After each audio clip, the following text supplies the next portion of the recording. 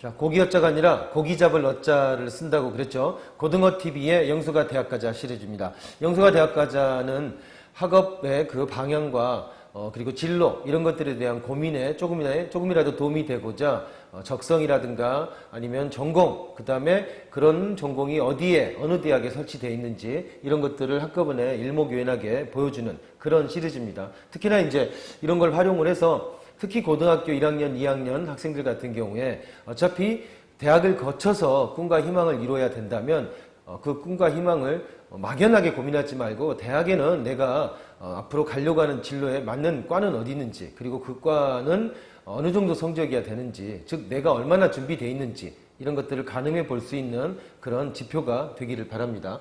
이번 시간은 초등교육학에 대해서 얘기하려고 하는데요. 초등교육학은 말대로 대부분의 교대 말하는 거죠. 전국에 있는 10여 개 정도 되는 교육대학, 그리고 4년제 일반대학에도 초등교육학과가 몇 군데 있습니다. 이대, 교원대, 제주대 이런 데 같은 경우가 초등교육학과가 개설되어 있습니다.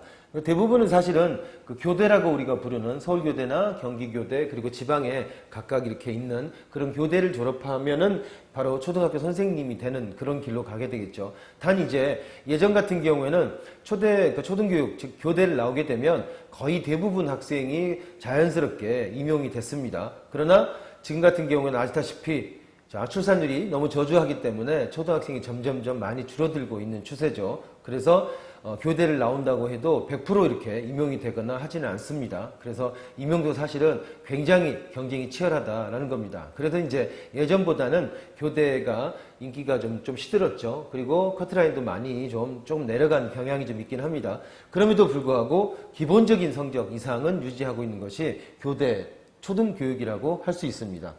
보시면 여기는 지금 전국에 있는 교대를 중심으로 정리를 해놨고요.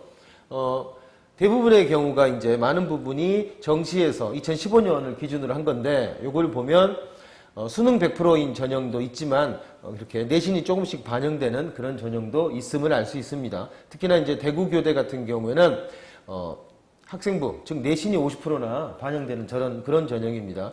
교대에는 또 특이한 게 뭐냐면 남학생하고 여학생을 그 숫자를 제한하는 그런 경우가 있습니다. 무슨 얘기냐면 여학생들이 훨씬 더 공부를 잘하기 때문인가요? 여학생들이 훨씬 더 많이 지원하기 때문에 남학생하고 똑같이 경쟁해서는 안 된다라고 해서 남학생 숫자를 정해놨습니다. 다시 말하면 남학생이 여학생보다 커트라인이 조금 떨어진다고, 조금 더 낮아진다고 그렇게 생각하시면 됩니다. 여기 지금 수능 반영 같은 경우 일괄적이죠. 국수영탐 4과목을 다 반영합니다. 그리고 100분위 내신, 이거는 정시의 지원 기준, 수시의 지원 기준이라고 할 수 있습니다.